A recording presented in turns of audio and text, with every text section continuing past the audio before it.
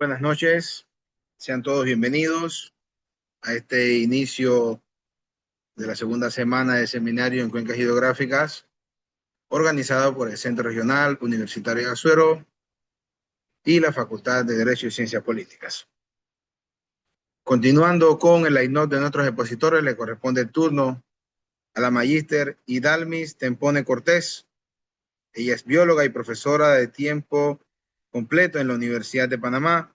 Cuenta con una maestría en docencia superior obtenida en la Universidad de Panamá y máster de gestión y auditoría ambiental por la Universidad Internacional Iberoamericana de Puerto Rico.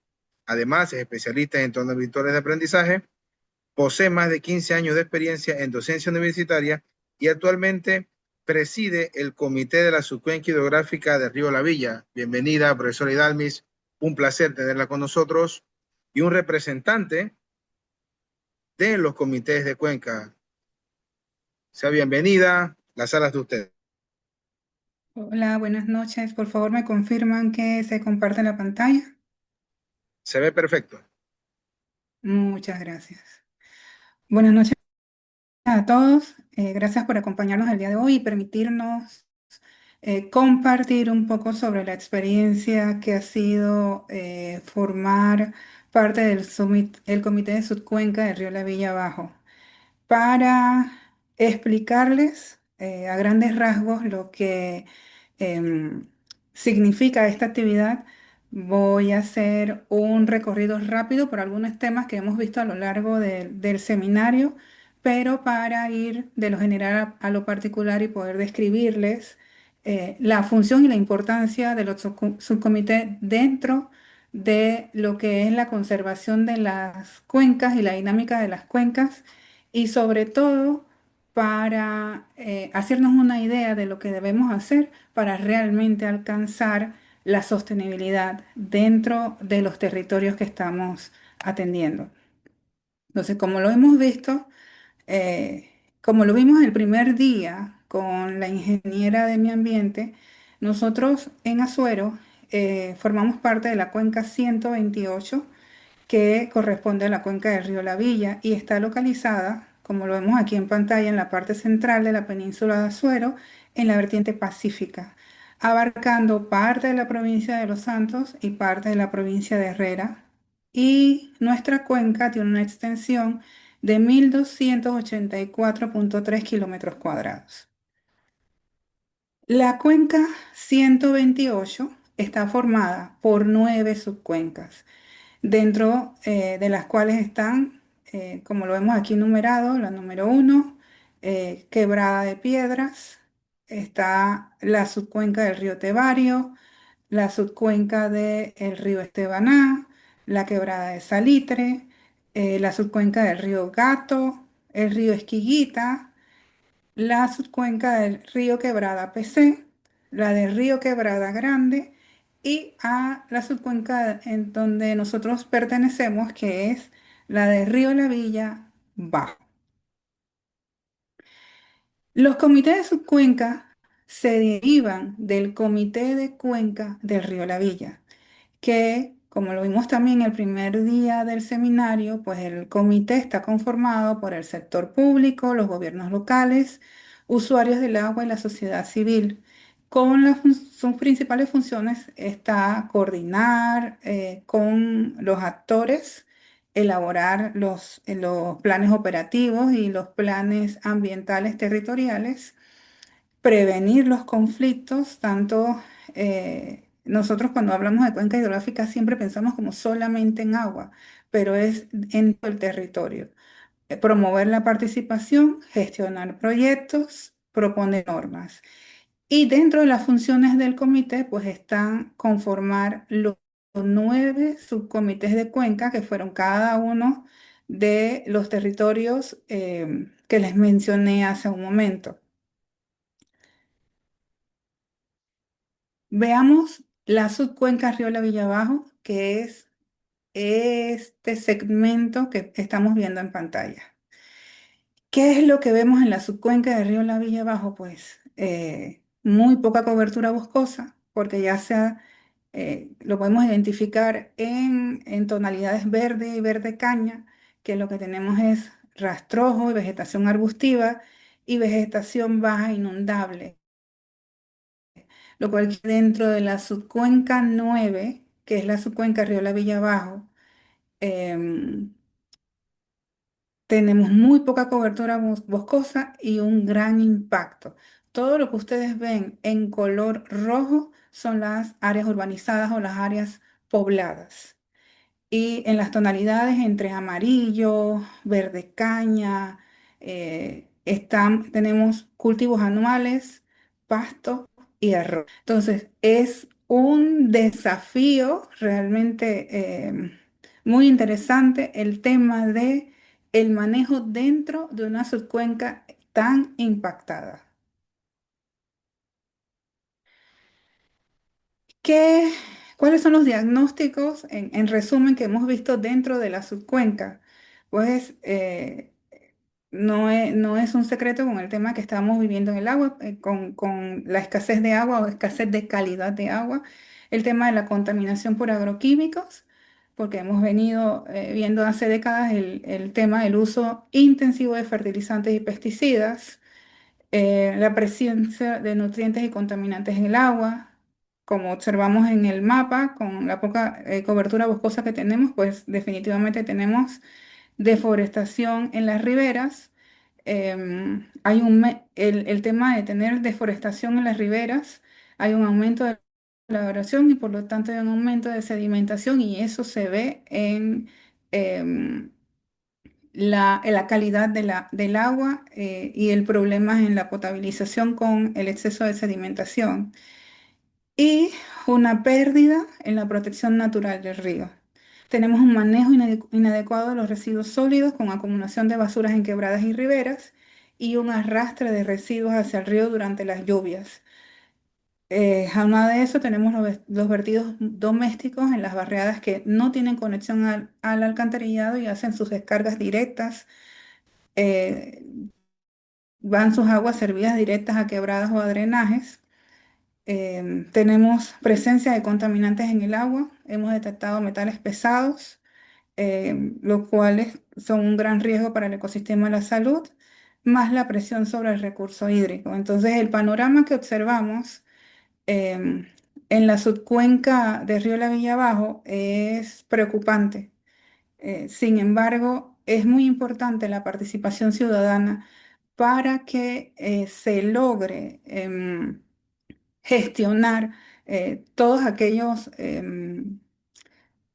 proyectos, eh, cambios que hay que hacer dentro de la cultura, porque hay una tendencia a pensar que solamente es responsabilidad del Estado y es responsabilidad de todos los habitantes que habitamos en la cuenca. Entonces, de allí se deriva lo que es la conformación de los comités de subcuenca.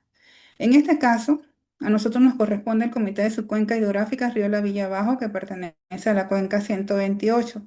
Y los comités de subcuenca, pues son agrupaciones que reúnen a todos los actores de la subcuenca hidrográfica que tienen por objeto facilitar, proponer, apoyar y colaborar con el Comité de Cuenca Hidrográfica en pleno cumplimiento y eh, operatividad de sus funciones. ¿Cuál es el objetivo del comité? El objetivo del comité es descentralizar las responsabilidades de gestión ambiental y el manejo sostenible de los recursos de la cuenca hidrográfica. Y de acuerdo a lo establecido en el artículo 83 de la Ley 41 de 1998. Cuando nosotros participábamos de las reuniones del comité y fuimos llamados a la reunión para conformar el comité de subcuenca, realmente no teníamos idea de la envergadura que significaba la participación dentro de estos comités, porque normalmente vas a consultas, das tu opinión, analizas documentos, y yo creo que todas las personas que estábamos allí pensábamos como que esa iba a ser la tónica y la temática de todas esas reuniones y que todos estamos muy preocupados por el tema del agua y desde las diferentes profesiones que tenemos o de las diferentes instancias que estamos, pues queremos contribuir al tema del agua. Pero cuando se conforma el comité, a pesar de que te explican que es para gestionar y todo lo demás, no tienes idea de realmente em, la dimensión de lo que puedes aportar y la dimensión de lo que tienes que gestionar dentro, dentro de esto. Entonces, ahora que nosotros leemos los objetivos del comité, que dentro de sus objetivos principales está descentralizar las responsabilidades de la gestión. Realmente antes todos los presupuestos se manejaban desde el Ministerio de Ambiente. Ahora se están conformando los subcomités, que los subcomités deben conformar una organización de base comunitaria para entonces gestionar directamente los recursos y aplicarlos en actividades específicas dentro de las subcuencas. Y en ese punto tú te dices, ok, pero me están pasando la responsabilidad. Sí te están pasando la responsabilidad, pero te la están pasando con el recurso y son las personas que habitan dentro de esas subcuencas las que se están encargando de ser parte y gestionar esos cambios que se necesitan dentro de las subcuencas. Entonces, dentro de las funciones de los subcomités, están el tema de promover y coordinar la cooperación entre los organismos públicos y privados, coordinar con el Comité de Cuenca Hidrográfica, sobre todo en la elaboración e implementación del Plan Ambiental Territorial y los planes de manejo, recomendar las elaboraciones y técnicas directamente, captar recursos para gestión ambiental, social y económica, diseñar mecanismos de promover la participación comunitaria, acudir a las comisiones consultivas distritales, provinciales o nacionales, elaborar carteras, perfiles de presupuesto y otras disposiciones. Nosotros en este momento nos estamos enfocando directamente en diseñar mecanismos y promover la participación comunitaria y en elaborar carteras, perfiles y propuestas de proyectos para poder iniciar la participación dentro de la subcuenca. Nosotros somos un grupo eh, relativamente reciente, tenemos octubre, escasos 5 meses, lo cual todo ha sido un proceso porque se escogió la junta directiva, estamos llamando a miembros de la comunidad a que se sumen. Es un wow, no encuentro la palabra exacta para definirlo, pero las personas han perdido fe en estos procesos de paz. Entonces, una junta directiva no es suficiente para llevar a cabo tanto trabajo dentro de un territorio como es la subcuenca. Vez, por lo menos para mí, toma más sentido el tema de que el comité de cuenca tenga 9 subcomités de cuenca, porque es un territorio muy amplio, que cada uno tiene sus peculiaridades, desde la cuenca alta hasta la cuenca baja. Entonces, es demasiado macro para manejarlo desde un eje central. Entonces ahora estamos en el proceso de llamar personas, de llamar colegas, de llamar amigos, de llamar gente que realmente quiere involucrarse en el tema del agua, no solamente quiere sentarse a opinar en redes sociales o a criticar, porque muchas veces no se conoce la profundidad de los procesos, ni se conoce la profundidad de y las implicaciones de los test. Estamos y yo sé que es muy engorroso, en que no me llega el agua o el agua sale de alguna coloración, pero no es el tema central y no es lo único que tenemos que ver, sobre todo en la cuenca baja. Entonces, em, analizando todo esto, como comité de subcuenca, nosotros determinamos que para poder sacar este trabajo adelante, pues íbamos a trabajar en 5 ejes estratégicos. Nuestro primer eje es gobernanza y articulación ciudadana. Nuestro segundo eje es calidad de agua y monitoreo ciudadano. La gestión comunitaria de los residuos sólidos urbanos, investigación y cultura ambiental y nuestro eje de gestión de recursos y sostenibilidad de la organización. ¿Qué planteamos dentro de cada uno de estos ejes? Bueno, dentro de lo que es gobernanza y articulación ciudadana, hemos incluido todo lo que es el tema de la parte administrativa del funcionamiento del comité y las alianzas estratégicas con actores tanto de la comunidad académica como del sector privado. Em, la cuenca, la subcuenca de Río La Villa Abajo, pues además de tener la característica de que es la subcuenca más habitada, la más impactada, también hay ventajas que podemos aprovechar, como es la presencia de universidades, las presencias de centros educativos y la presencia de empresas que tienen programas de responsabilidad social y ambiental.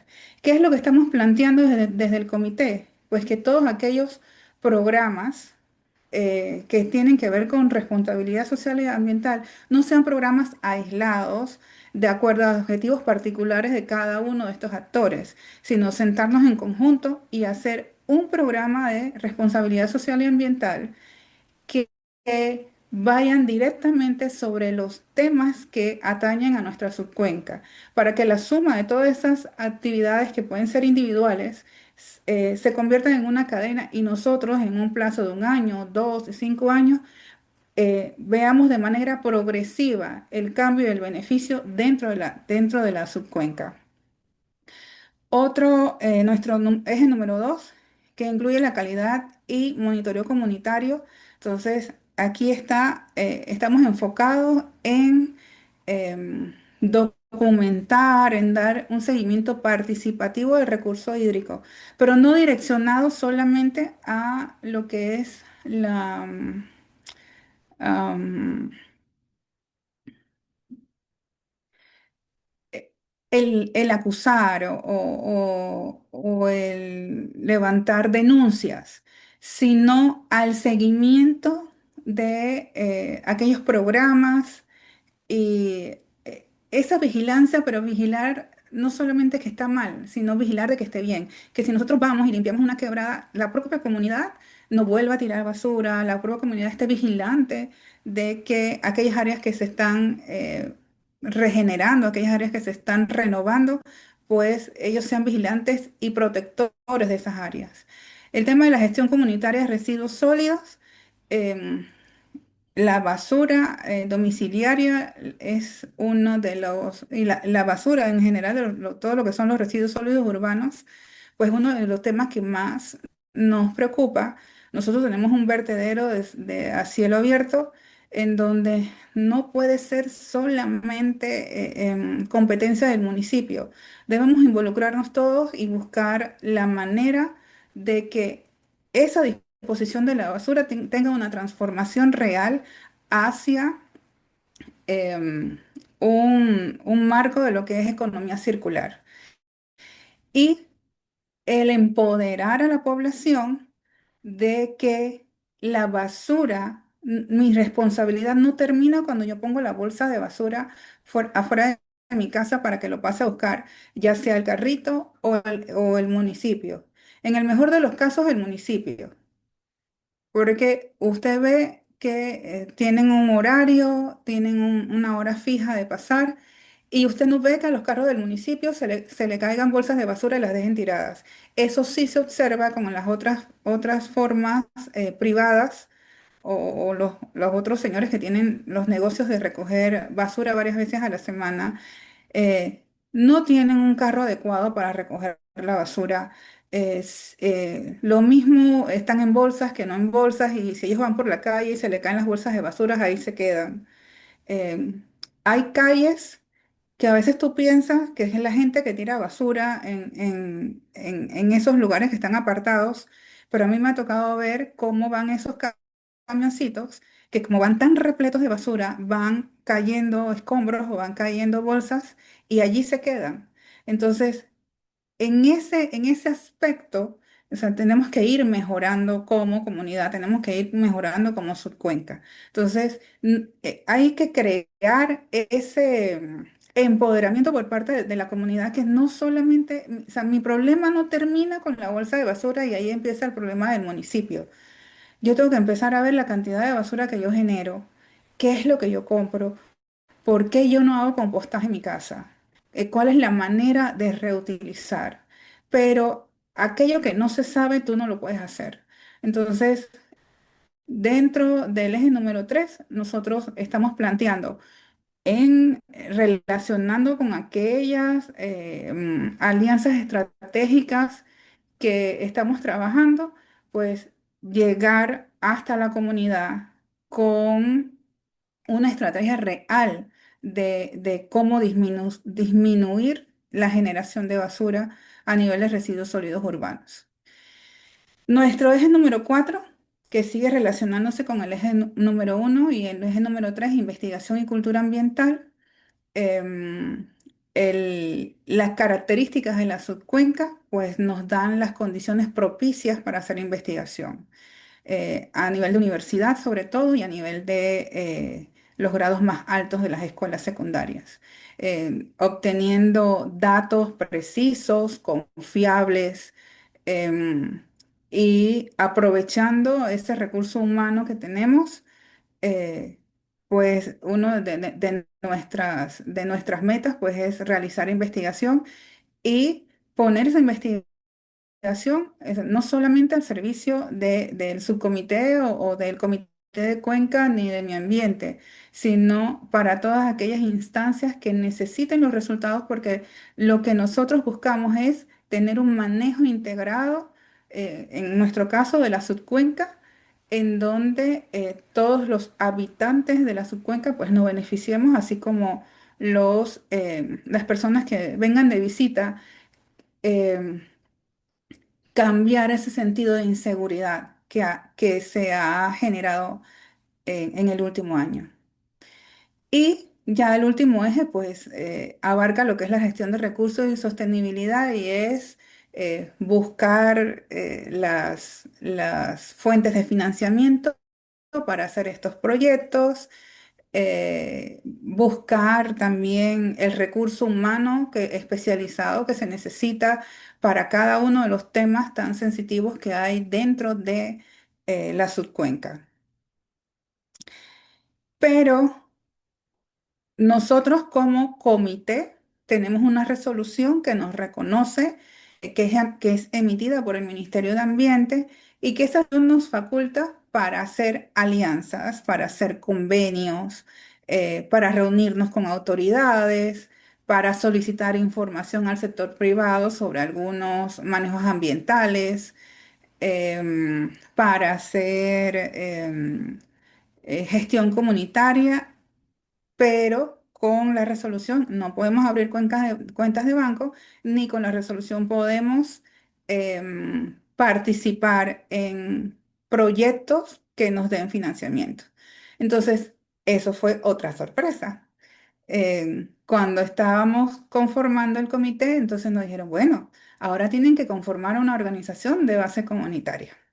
Y ahí es donde empezó nuestro proceso de reclutamiento de más personas, porque no podíamos ser los mismos 7 de la junta directiva, eh, conformar también la organización de base comunitaria y en lo particular, nosotros tenemos la meta de que se sumen personas jóvenes porque necesitamos, uno, garantizar el relevo generacional, que haya gente que siga porque cree en que podemos recuperar la parte que tenemos dañada de la cuenca y que tenga energía para hacer todo lo que tenemos que hacer. Entonces, ok, la organización de base comunitaria. em, Viene de la mano con la personería jurídica que nos las gestiona el Ministerio de Ambiente en todos los aspectos, en los aspectos legales, incluyendo que ellos están cubriendo lo que son los gastos legales que implica el tener una personería jurídica. Entonces, con obtención con la finalización de lograr lo que es la organización de base comunitaria. Entonces, esos perfiles de proyecto que nosotros estamos armando, que los estamos dirigiendo básicamente a lo que son proyectos de investigación y proyectos relacionados con economía circular, son, eh, en ese momento es que nosotros vamos a poder concursar por esos financiamientos, ya sea que vengan de fondos de medio ambiente o ya sea que vengan de fondos de ONGs o donadores ambientales. Entonces, ¿cuál es nuestra meta como Comité de Subcuenca de Río La Villa Bajo? Uno, el empoderamiento ciudadano. Si cada uno de los habitantes o la mayor parte de los habitantes de la subcuenca no se involucra desde los diferentes aspectos de sus actividades diarias en el tema de la sostenibilidad de la subcuenca, va a ser muy difícil hacer esta función. Eh, no podemos estar solamente señalando el problema, ya nosotros, cada uno de los habitantes de la subcuenca, debemos ser parte de la solución del problema. Y para poder ser parte de la solución del problema tenemos que participar, estar conscientes de qué nos toca, pero también estar conscientes que necesitamos invertir recursos e invertir tiempo invertir en un cambio de cultura. Em, la investigación, como se los mencioné hace un momento, no podemos seguir con datos de hace 10 años ni con datos de hace 5 años. La data debe ser por lo menos darle seguimiento anual. Hay muchos aspectos que podemos investigar dentro de la cuenca. Nosotros, el poder tener datos reales, datos reales y datos confiables, nos permite hacer adecuaciones a tiempo. Entonces, y además de eso, pues eh, apostamos por la economía circular. Los desechos pueden convertirse en dinero y la economía circular también me permite no desperdiciar nada en el camino. Y bueno, obviamente, como cada uno de los habitantes de la cuenca, pues nosotros apostamos por la recuperación de la cuenca 128. Gracias. Se abre el compás para preguntas y respuestas. ¿Algún participante tiene alguna consulta, pregunta o aporte? Y buenas tardes, buenas noches. Hola. Buenas noches, profesor. Adelante. Hola, hola. Sí, profesor Noé Aguilar, Facultad de Ciencias Agropecuarias Chiriquí. Muy interesante la presentación. Mi aporte es el siguiente. Esta ley de cuencas data del año 2002, que se conoce como la ley 44. Sin embargo, esto no fue reglamentado hasta el año 2013, fue que vino a reglamentarse. En ese lapso de tiempo estuvo como escondida, prácticamente se desconocía. Y cuando pasó por su aprobación en el órgano legislativo, hubo poca participación de la academia en su momento, ¿verdad? Eh, un aporte ahí para la profesora es si esos proyectos que buscan darle respuesta a los problemas que se han encontrado en el diagnóstico de la cuenca, que eso lo menciona el artículo 33 del reglamento de la ley de cuencas, la función de los subcomités, que es generar este tipo de perfiles de proyectos para casualmente darle solución a los problemas que se han detectado. Si esto se hubiera hecho en su momento, muchos de los problemas que estamos viviendo hoy en la cuenca prácticamente estuvieran en camino hacia su solución. Lastimosamente esto pasó inadvertido por todo este momento y enhorabuena pues esta actividad que se está llevando a cabo para iniciar pues esta acción. Pero vemos que los proyectos se formulan muy bien sustentados, por cierto, pero muchas veces la ejecución no es la que se lleva a cabo por falta de fondos. Mi tip que lanzo al grupo es si con la ley de la descentralización y dado que se indica en esta legislación que es la comunidad la que debe decidir dónde se van a invertir estos recursos que se reciben los gobiernos locales, sería una oportunidad para captar fondos para que la misma comunidad, que una vez esté bien empoderada, como dice la profesora, decida pues qué hacer con estos recursos y exigirle a nuestros gobernantes, a las autoridades locales que inviertan esos recursos en esa solución de esos problemas. Muchas gracias. Sí, a través de los recursos de descentralización, como dice el profesor, es una opción, pero a través de los comités de subcuenca lo que se está buscando es no depender del presupuesto estatal, sino que como son fondos que te ganas a través de un concurso, eso sí, igual te lo supervisa mi ambiente, pero como ya nosotros tendríamos el proyecto, lo tenemos que ejecutar en lo que dijimos y no tenemos el peligro de que haya un traslado de partida y no nos desembolsen las últimas partes del proyecto o quedemos a medio proyecto o que haya un cambio de gobierno y no podamos culminar el proyecto. Pero como comunidad también podríamos hacerlo a través de los gobiernos locales, lo que dependería también de la voluntad política y de alguna forma es más viable hacerlo a través de las organizaciones de base comunitaria y concursar para, de acuerdo a los diagnósticos que se hayan realizado dentro de las diferentes subcuencas, pues poder hacer proyectos que realmente beneficien a la parte ambiental y a la comunidad.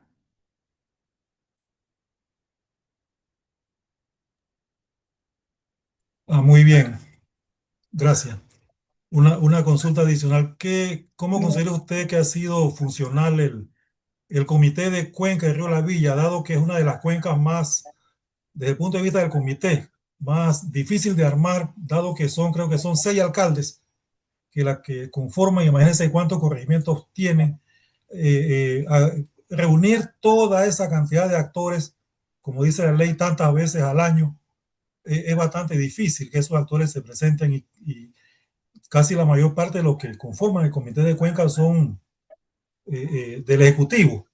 Prácticamente productores, usuarios y demás son prácticamente muy, muy poquitos los que conforman los comités. Entonces yo recuerdo cuando se estaba tratando de instalar el comité de Cuenca y Río La Villa, eso fue muy, muy difícil por la cantidad de actores, que fue muy problemático reunirlo y llegar a tomar decisión. Y en el comité no está el gobernador, que es la representante del Ejecutivo. No aparece en la lista de los que conforman el comité. Ok.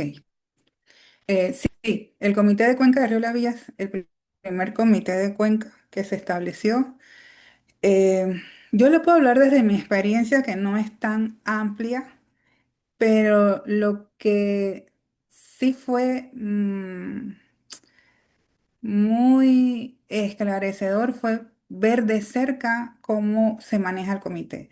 Porque cuando estás fuera o como ciudadano incluso, que no estás empapado de las funciones del comité, de qué hace el comité, piensas, sobre todo antes de esta crisis del agua, como que la acción del comité no era como muy efectiva. Sin embargo, las características de cómo está conformado los comités de cuenca, que en su mayoría son por personas que están en la parte estatal, los gobiernos locales, em, cuando nosotros vemos que se ejecutan las acciones, vemos lo que hace el IDAN, vemos lo que hace Salud, vemos lo que hace cualquier otro estamento. Sin embargo, cada uno de ellos forman parte del comité de cuenca y muchas veces esas situaciones se discuten dentro del comité de cuenca, pero cuando vemos ejecutar las acciones no nos dicen que tiene que ver con el comité de cuenca, pero lo está ejecutando el IDAN. Entonces, sí hay una gestión de parte del Comité de Cuenca eh, muy efectiva, pero que también se ve interrumpida cada vez que tenga un cambio de gobierno, porque algunas veces se quedan los funcionarios que siguen dentro de las instituciones, pero otras veces se va ese funcionario y el que llega tiene que venir a empaparse de lo que está pasando en el Comité de Cuenca. Entonces, allí es donde viene la importancia de que finalmente se estén conformando los subcomités, porque son totalmente independientes a los temas políticos o a los temas de cambio dentro de las instituciones y es la comunidad y la sociedad civil participando dentro de los territorios. Entonces, incluso para mí, yo cambié mi opinión sobre lo que era el Comité de Cuenca cuando tuve la oportunidad de empezar a, a participar en las reuniones, a ver las sesiones de trabajo, en reuniones extraordinarias. Ellos se reúnen mínimo una vez al mes, más las sesiones extraordinarias, más los comités técnicos. O sea, sí hay mucha gente trabajando dentro de los comités de cuencas. Y bueno, eso es lo que nos llevó hoy a poder participar, a tener la oportunidad de participar y contribuir dentro de lo que es el comité de subcuenca de Río La Villa Bajo. Muchas gracias. ¿Tenemos A alguna usted. pregunta, algún aporte de parte de los participantes?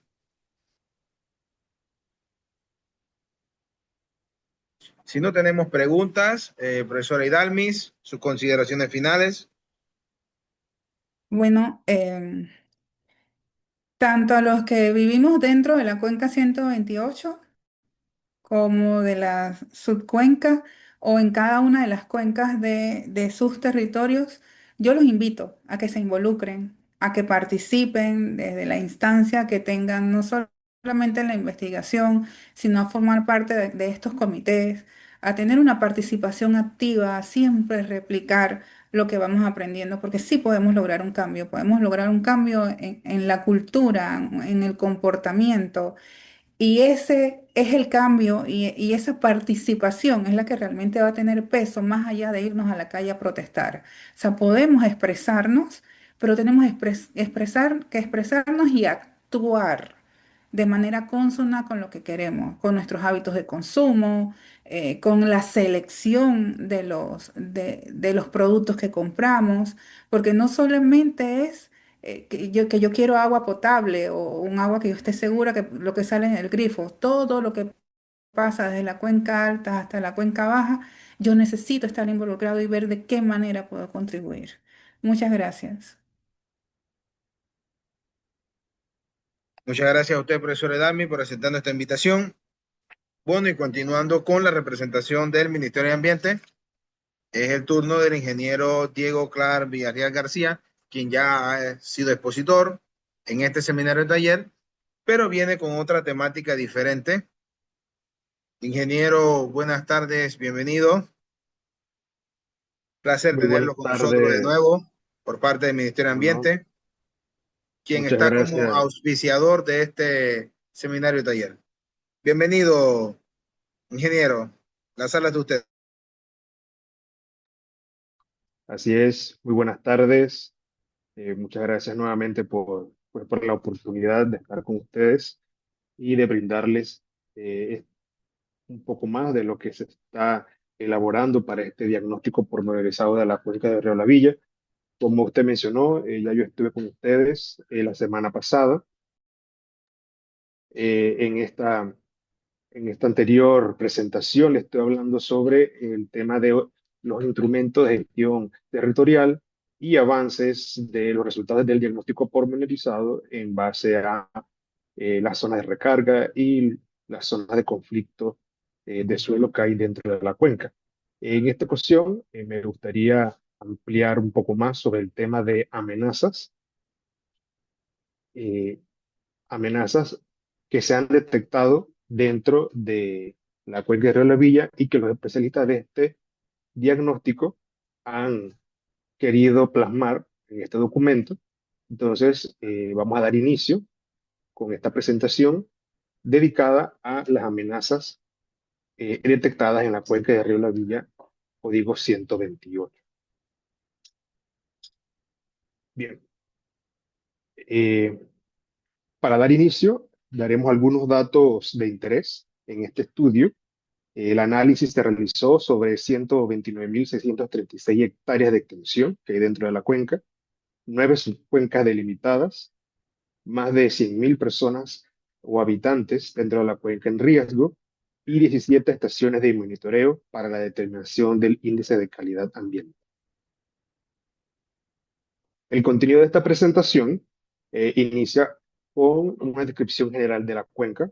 Posteriormente hablaremos sobre amenazas de origen natural, amenazas antrópicas, calidad de agua, metales pesados y agroquímicos, crisis hídrica 2025 y cambio climático, ENSO, y algunas recomendaciones y conclusiones finales. Como contexto, la cuenca, los especialistas han levantado una serie de datos sobre la morfología y la forma de nuestra cuenca, así como otros puntos importantes.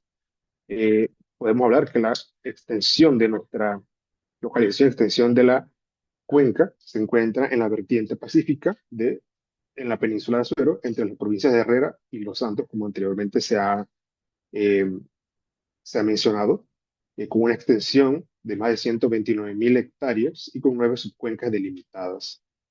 Tenemos el río principal, que es Río La Villa, con más de 117 kilómetros de extensión y que su nacimiento se ubica aproximadamente muy cerca de los 957.000 metros sobre el nivel del mar y su desembocadura muy cerca a la bahía de Parita, en el noreste de Chitré, cabecera.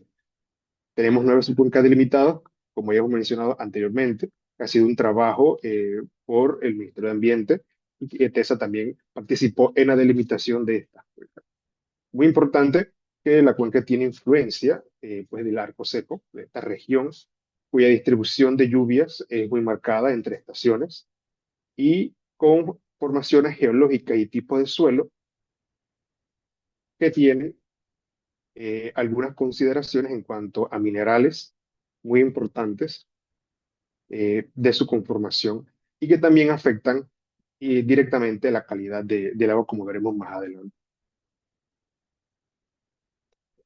Iniciaremos pues con las amenazas de origen natural. Estas amenazas identificadas o tomadas en cuenta por los especialistas comienza con las inundaciones, la cual se determinó que tiene una influencia muy alta dentro de la cuenca. La sequía es otra amenaza de origen natural, los deslizamientos y la sismicidad, pero fue colocada como un riesgo una amenaza muy baja, debido a que su incidencia es muy poca dentro de la cuenca.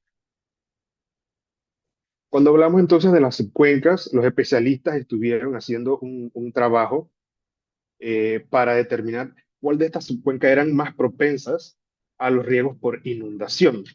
Y aquí les mencionamos algunas de estas subcuencas, en el caso del río Estibaná, con un riesgo medio, pero en el caso del río La Villa Bajo, que era el tema anterior de la presentación, presenta un riesgo mucho mayor y quizás pues el más alto de esta tabla, ¿verdad? Debido a la forma que tiene la cuenca, asimismo por su planicie de inundación que se presenta en estas zonas de la cuenca del río La Villa.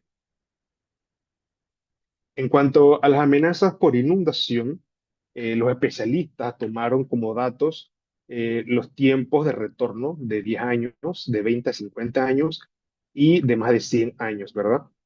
Para determinar entonces cuáles eran estas zonas o subcuencas que tenían esa mayor amenaza o propensas a recibir inundaciones. Aquí nuevamente hacemos mención de estas 4 subcuencas que presentaron mayor incidencia pues por el tema de las inundaciones: Río La Villa Bajo, Río Estibaná, Quebrada Piedras y Quebrada PC. En cuanto a las amenazas de origen antrópico detectadas dentro de la cuenca durante este diagnóstico, hacemos referencia a las amenazas producidas por la producción, podemos decir, la agroindustria, agroquímicos, residuos sólidos, la deforestación, las aguas residuales y algunas actividades pecuarias, como en este caso la porcinocultura. Lo que ven en pantalla es una gráfica que reúne a 17 estaciones que están dentro de la cuenca hidrográfica y de las cuales se realizó una clasificación según el índice de calidad ambiental. tomando en cuenta los siguientes parámetros: oxígeno disuelto, coliformes fecales, pH, demanda biológica de oxígeno, temperatura, fósforo, nitratos, turbidez y sólidos totales. Lo que vemos es un descenso.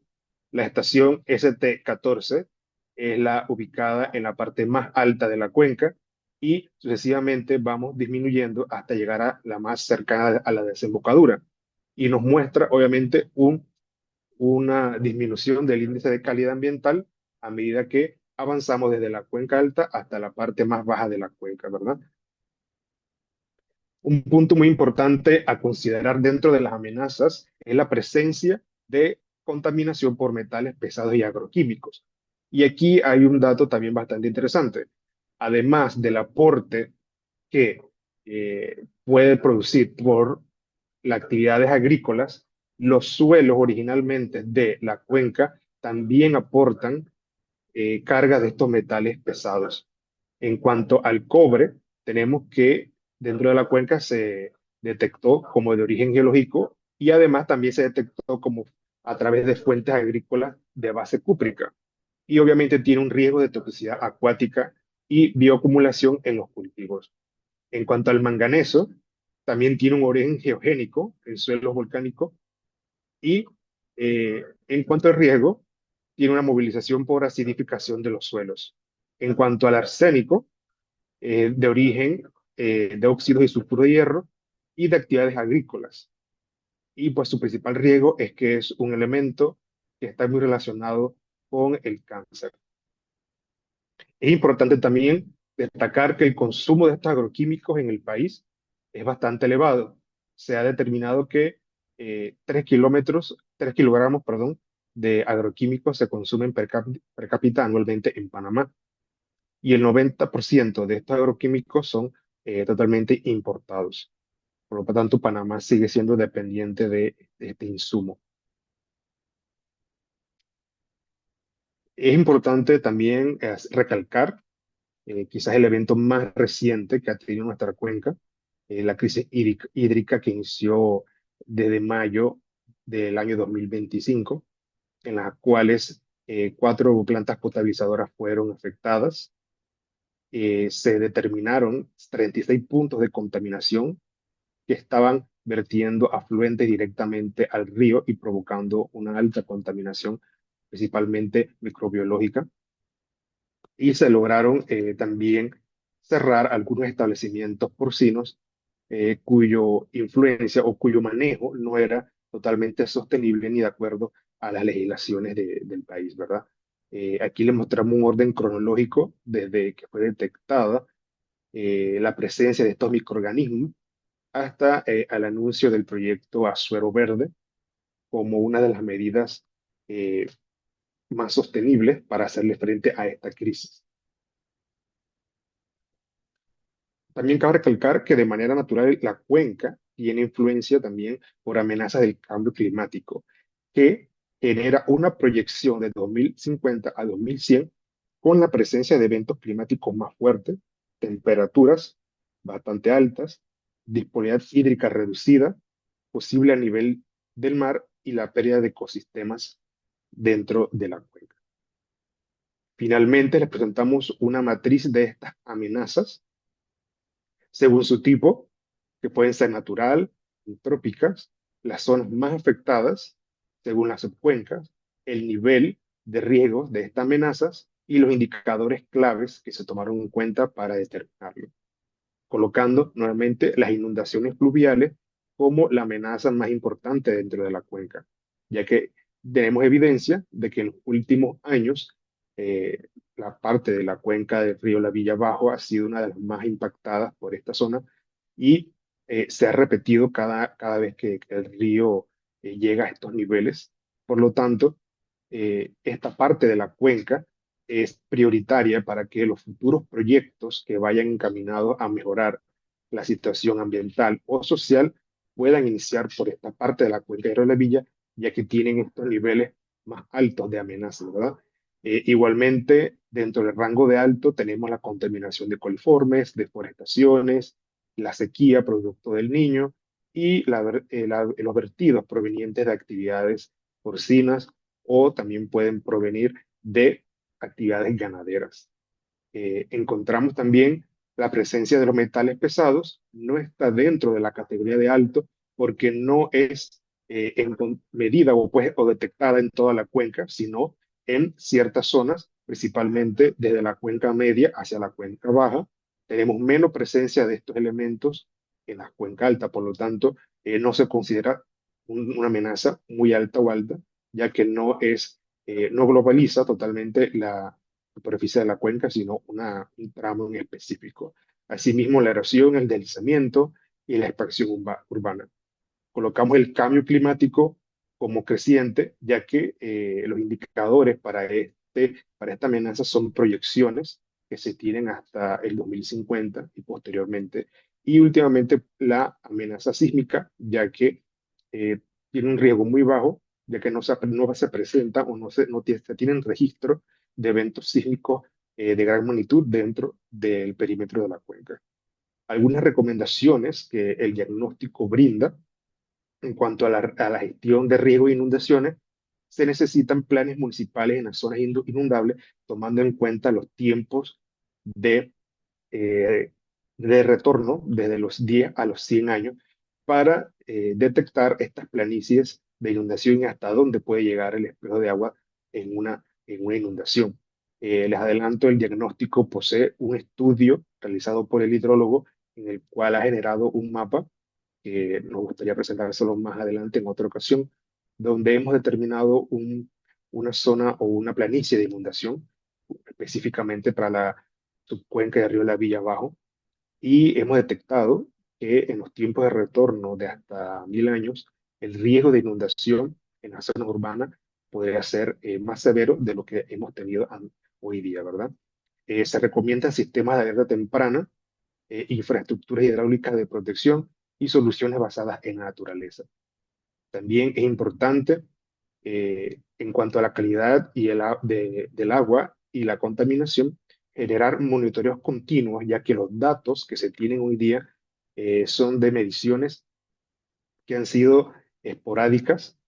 Han habido partes de esta data en lo que algunos años no se ha podido medir, no se ha continuado, se saltan 1 o 2 años, entonces es necesario fortalecer este monitoreo y que pueda ser continuo. Hoy día la tecnología ya ha avanzado y existen eh, estaciones de monitoreo automáticas que nos pueden dar mediciones en tiempo real y están dentro, pues, de estas recomendaciones que se hacen en el diagnóstico.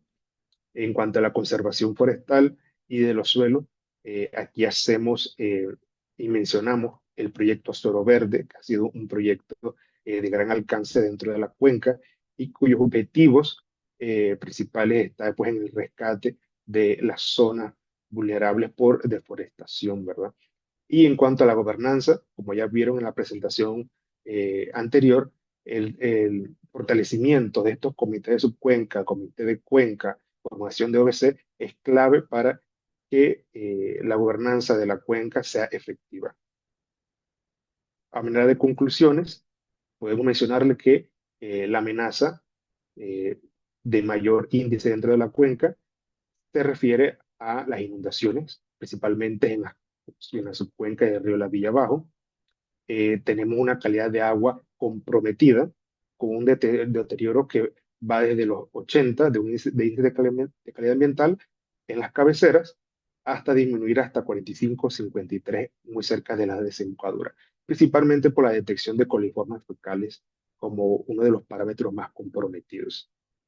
Igualmente, la deforestación es un tema amplio dentro de la cuenca de origen antrópico, el cual debe ser atendido en los años siguientes para reducir algunos parámetros que afectan la calidad del agua, como la turbidez producida por el aumento de la erosión, ¿verdad?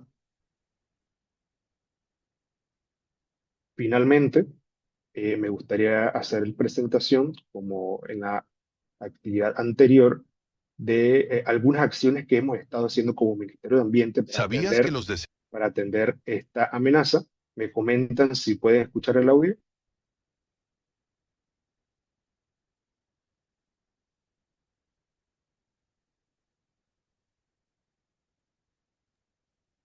Está detenido.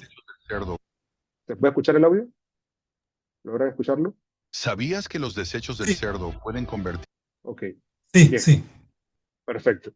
Dentro de las amenazas que les hemos compartido hoy, eh, que fueron documentadas por los especialistas, el tema porcino ha sido quizás uno de los más relevantes en esta crisis hídrica. Y por lo tanto, el Ministerio de Ambiente tuvo la iniciativa de generar un proyecto, eh, podemos decir, piloto dentro de la cuenca, utilizando un sistema de biodigestores para pequeños productores porcinos, los cuales tenían en sus fincas menos de 50 cerdos. El proyecto buscaba redireccionar las aguas residuales que quizás no estaban siendo tratadas o manejadas de la mejor manera y aplicarles un tratamiento a base de un biodigestor para producir dos productos muy importantes en sus fincas. Uno es el gas para cocinar y el segundo era el biol como abono para sus pastos o cultivos de frutales, ¿verdad? Entonces aquí les mostramos un extracto de estas acciones que estuvimos haciendo para hacerle frente a estas amenazas. Y a futuro esperamos que este proyecto pueda ser tomado como ejemplo para que pueda ser replicado en todas las subcuencas del río La Villa. ¿Sabías que los desechos del cerdo pueden convertirse en gas para cocinar?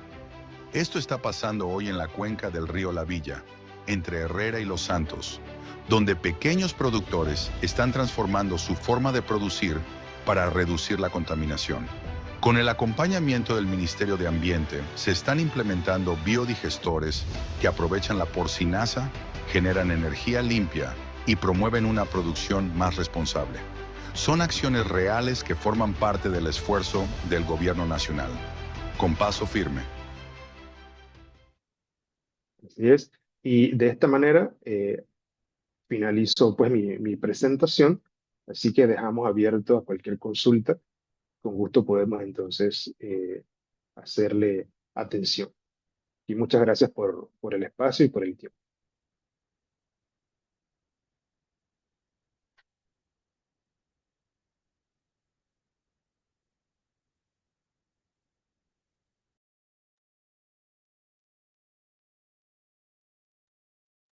¿Alguna consulta que les gustaría hacer? ¿Algún comentario? Sí, hola, un comentario. Correcto, adelante. Sí, en ese trabajo que realizaron, muy completo por cierto, lograron realizar algún análisis de las causas que originan estos impactos, separando las causas en la causa inicial y causa final. Entiéndase causa final de los problemas, la deforestación, la contaminación, la sedimentación, etcétera, etcétera. Pero detrás de eso hay una causa inicial, que eso varía de lugar a lugar. Y si no hacemos esa matriz que relacione esa causa con los efectos impactantes y las amenazas, entonces como que el trabajo ha olvidado esa parte. Por ejemplo, la relación que hay entre la pobreza de la población con con eh, con esa consecuencia, pues, la pobreza, la ignorancia, la falta de la aplicación de las leyes, la falta de gobernanza, muchas veces el lucro. Hay una gran cantidad de causas inicial que muchas veces la tenemos ahí al lado, pero no, como que no la analizamos. Y son las que finalmente desencadenan en todos esos problemas que vemos en adelante, que tratamos de controlar, claro está, pero si no estudiamos esa causa inicial, prácticamente las personas como que no entienden lo que se quiere hacer para mejorar su nivel de vida. Esa es Correcto. una pregunta. Correcto. Los especialistas que llegaron a estas conclusiones que vieron hoy de estas amenazas, para lograr llegar a este punto, se hicieron estudios de bibliografía existente, las más actuales, se hicieron encuestas en campo también, y también se analizaron bastantes mapas que se crearon para este diagnóstico, por lo menos para la parte de suelo, para poder llegar y detectar estas amenazas. Se utilizaron varios mapas, uno de ellos muy importante, los de los conflictos de uso, para determinar dónde estaban específicamente por corregimiento, por provincia, estas zonas que eran generadoras de la turbidez del río por producto de la erosión y que venía entonces muy relacionado con la pendiente y los conflictos del suelo y la cobertura actual del suelo. No sé que para poder llegar a estas conclusiones sí se utilizaron varias fuentes para entonces determinar qué realmente era lo que producían estas amenazas. Igualmente en la parte de población, el sociólogo que pertenece al diagnóstico también utilizó información y mucha de esta generada también en mapas, en la cual distribuimos la población por densidad, por sexo, también por la condición urbana, rural y también en la parte económica, ¿verdad? Entonces, a través de estas consideraciones que los especialistas tomaron, pues, se crearon estas matrices que ustedes pudieron ver de las amenazas que pudimos detectar que son pues, de mayor incidencia dentro de la cuenca. En el documento del diagnóstico se va a poder contemplar de manera mucho más detallada, de manera a consideración pues, de la presentación se hizo bastante resumido, pero en este documento se van a poder ver entonces esas partes, ¿no?, que llevaron a tomar estas decisiones de otorgarle estos niveles a las amenazas que presentamos hoy. Sí, muy bien.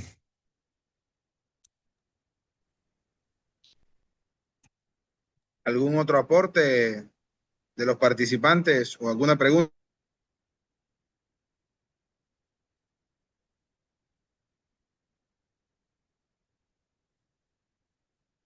Yo tengo una pregunta, pero más que nada es del proyecto que presentó al final sobre la utilización de la porcinaza para elaborar gas. ¿Cómo, eh, cómo utilizan ese gas? O sea, yo vi el lugar donde lo colectan, pero después cómo lo llevan a poder utilizarlos realmente. Claro, el equipo trae consigo integrado una tubería especial específicamente que conecta el biodigestor con una estufa que también trae el biodigestor y el cual se le conecta directamente a la estufa. En algunos casos tuvimos situaciones en las que el biodigestor quedaba lejos de las casas y se procedió entonces a adquirir por parte del mismo productor extensión de estas tuberías para llevar entonces el gas directamente a las estufas en las casas. Con una simple conexión, el gas se transporta desde el biodigestor hasta la estufa dentro del hogar o del sitio donde quiera utilizar el gas, el productor. Y aproximadamente son productores que deben tener qué cantidad de animales. Por ejemplo, si tienen 20 cerdos, como más o menos qué cantidad de gas pueden generar. Ok, en este caso el proyecto contemplaba productores pequeños, según el manual de buenas prácticas porcinas que se utilizó en ese momento. Tengo entendido que está en proceso de actualización. Para los pequeños productores eran los que tienen menos de 50 cerdos hacia Okay. abajo y eran los que podían participar en este proyecto, ¿no? Entonces, eh, con una dosis diaria de 2 cubos de cerdaza o porcinaza más 2 cubos de agua, el productor se garantizaba gas para toda la semana, a pesar que lo utilizara, ¿no?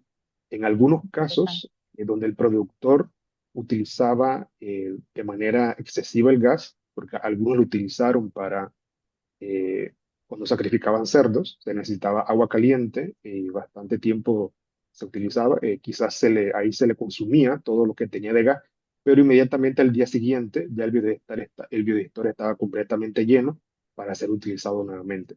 Mientras tanto que el productor aplicara correctamente pues, la cantidad que la empresa sugirió, ¿no? Había que alimentarlo constantemente, darle la atención debida para que la producción de gas fuera continua. Muchas gracias, muy interesante. Así es. Sí, quisiera informar solamente un puntito ahí sobre el tema, que desde hace mucho tiempo el Colegio Agropecuario Jesús Nazareno de la Atalaya, presentado por la Iglesia, tiene este sistema biodigestor y su cocina, estudiantes que internos se abastecen pues con este gas de cocina en el biodigestor que está en ese colegio. Eso yo lo visité en el año 1994. No sé si todavía lo tendrá, me imagino que todavía lo tienen en funcionamiento. Jesús Nazareno en Atalaya, Colegio Agropecuario. Sí, así es. De verdad que es un equipo muy efectivo.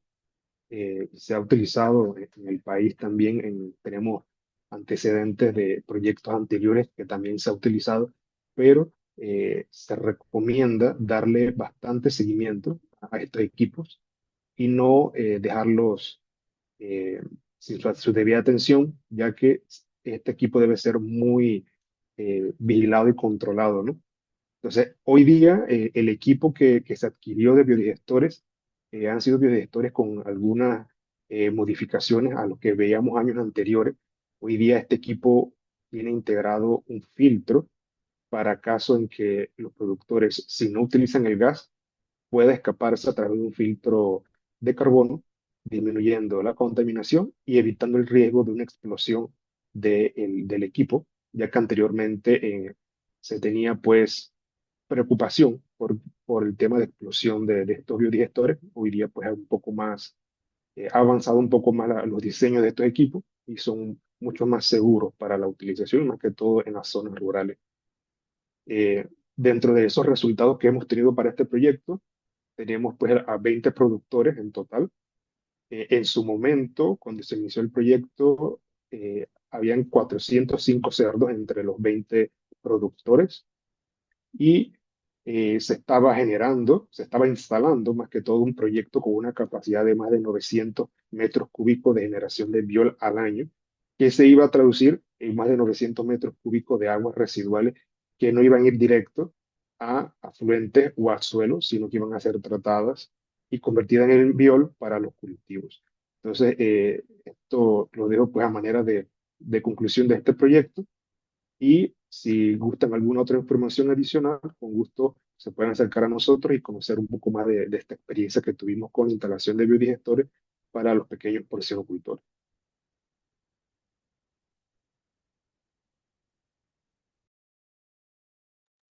Muchas gracias. ¿Alguna otra pregunta o consulta?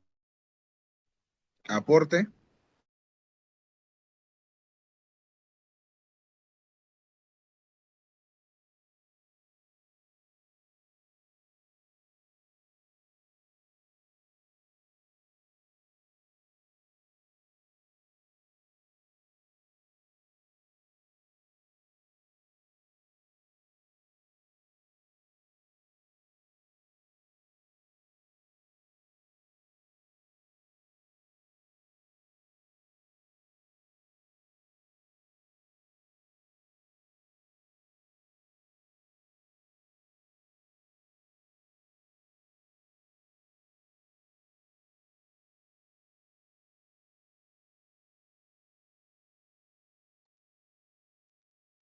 Si me permiten, ahora que lo encuentro por aquí, para ampliar un poco más sobre este proyecto, ahora que encontré aquí a la mano eh, el siguiente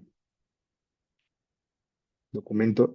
Me comentan si todavía puedo presentar algo más, algo bastante corto, solamente para... Continúe, ingeniero. Ok, vamos.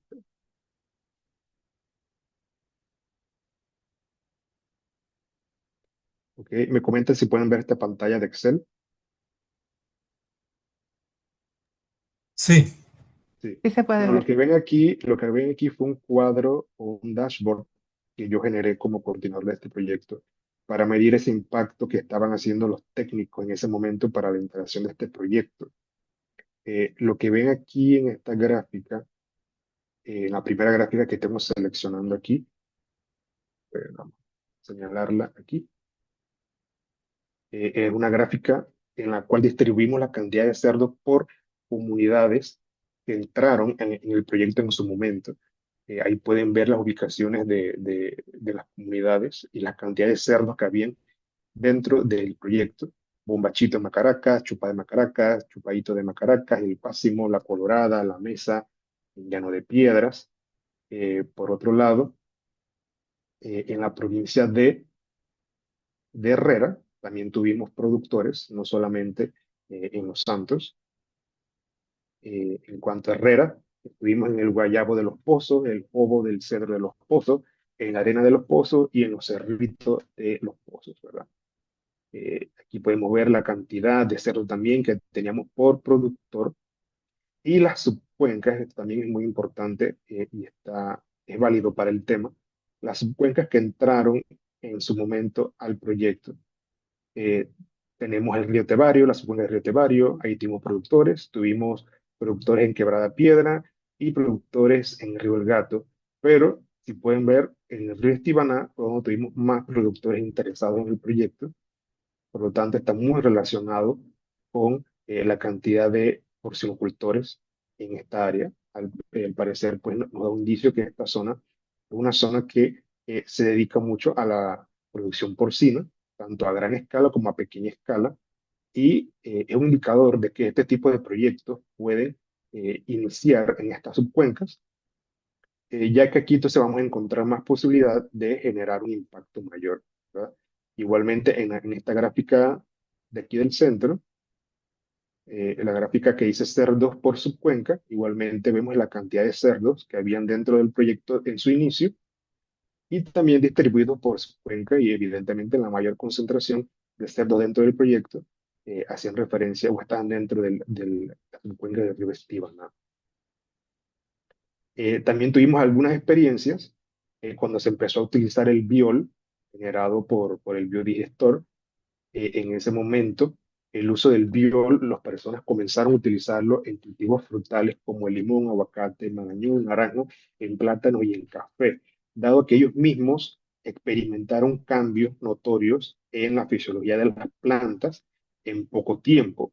En el caso de los aguacates, era muy común ver manchas o necrosis en sus hojas y al poco tiempo de aplicarles el biol comenzaron a experimentar rebrotes, hojas con colores más intensos y el mismo productor le vio pues entonces en ese momento la utilidad y que lo que estaban, en el proyecto que ellos habían iniciado realmente estaba dándole un beneficio, ¿verdad?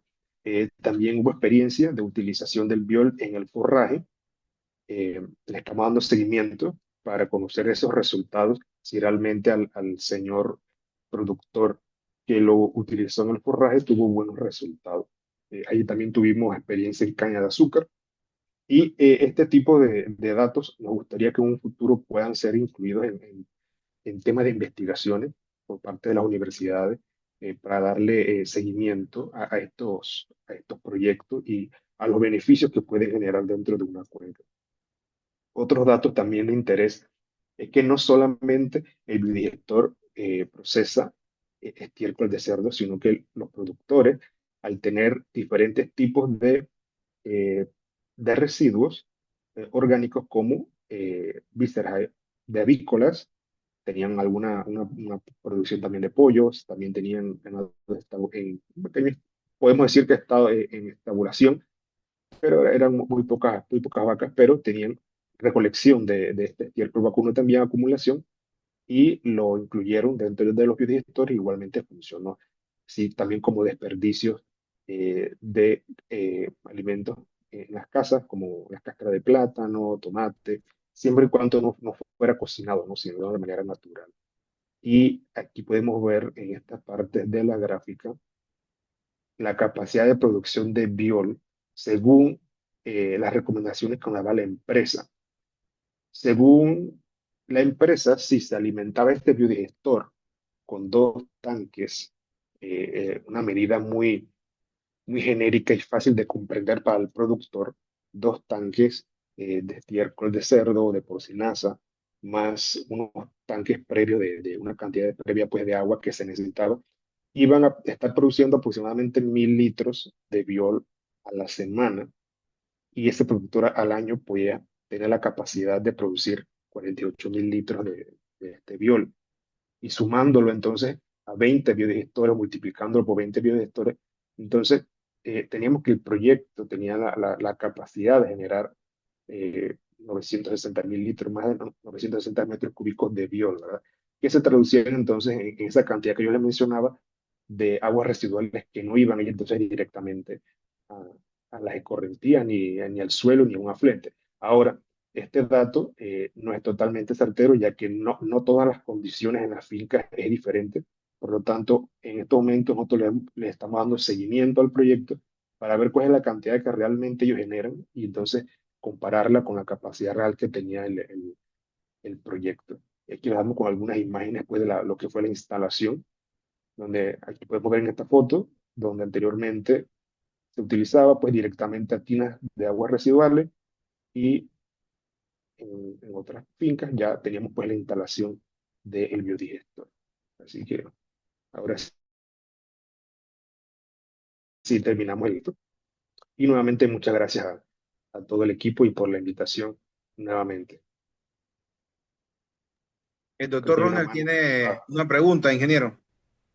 Así es. Adelante, doctor. Ingeniero, buenas noches y muchas gracias por su presentación. Le voy a pedir un apoyo con esta pregunta. ¿Cómo usted podría darnos propuestas para ayudar a concienciar a la población sobre este tema y evitar precisamente la contaminación? Correcto. Primeramente, es una idea que ha nacido desde estos 5 meses en los que he estado aquí elaborando en el Ministerio de Ambiente bajo este proyecto. Primeramente, sería muy interesante que lográramos a nivel de cuenca, de subcuenca, inventariar la cantidad real de productores porcinos que hay en nuestra región. Desconozco si el censo agropecuario, el último censo agropecuario lo tiene, pero sería muy interesante que la subcuenca o la cuenca entera pudiera tener ese inventario para entonces lograr hacer un plan de información a estos productores y llevarle entonces estas estrategias como la que he presentado en este momento como alternativas, ya que en las conversaciones con los productores, ellos desconocen que existen estas tecnologías. Quizá nosotros que tenemos una formación académica, hemos tenido la oportunidad en algún momento de escuchar de diferentes tratamientos de agua, pero nuestros productores en las zonas rurales quizás no han tenido esta oportunidad. Y lo hemos notado cuando conversamos con ellos y pues desconocen que existen este tipo de equipo. Entonces, yo siento que nosotros como profesionales, desde el Comité de Subcuenca, desde el Ministerio de Ambiente, desde la universidad, podemos llevarles o hacer planes o propaganda a estos productores de las diferentes alternativas que existen y cómo ellos pueden integrarlas en sus sistemas de producción. Así que yo pienso que esta manera puede ser en la que nosotros como profesionales en diferentes ciencias podemos aportar, ¿verdad? La protección de una cuenca. Llevarle a la población las alternativas que realmente existen y llevarles esa información, ¿no? Ser ese canal de información con la comunidad de lo que hay y, como decía en la presentación anterior, no solamente estar del lado de la parte de criticar, sino también de la parte de poder ayudar en resolver, de dar un aporte, ¿verdad? A la comunidad.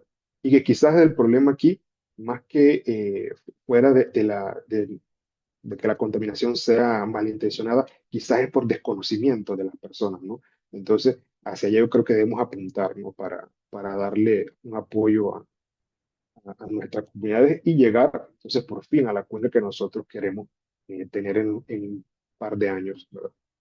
Así que siento que esa puede ser la estrategia. Hola, para Señores, aportar un poquito. Adelante, profesor. Sí, para aportar un poquito a la pregunta del doctor Solís. Sí, yo pienso que ahí la forma de lograr que los productores adopten estas prácticas que son beneficiosas para el medio ambiente y beneficiosas para la producción es eh, no simplemente un certificado que él ponga en la pared en su casa, porque eso no le va a dar ninguna significancia económica. Simplemente yo pienso que a través de un incentivo que tenga un impacto real en su economía. Ese productor tiene que pagar impuestos, me imagino, tiene que erogar para transitar sus animales y demás. Un incentivo donde se educa del impuesto, si él adopta esas prácticas, de repente un incentivo también puede ser otorgarle beca a los hijos, siempre y cuando él adopte estas prácticas, incentivos económicos directos, préstamos blandos con intereses a cambio de que adopte estas prácticas, o incluso puede ser incentivos indirectos, mejoramiento de los caminos de producción a cambio de que mejore su práctica. Hay muchas formas en que los gobiernos locales pueden dirigir los recursos hacia lograr que los productores tengan un cambio y que adopten estas prácticas, de modo que eso sirva de efecto multiplicador hacia otros productores a hacer la misma adopción de esas prácticas. Yo pienso que por ahí más bien es que podríamos empezar sumando más y más productores a estas prácticas que son beneficiosas para el ambiente.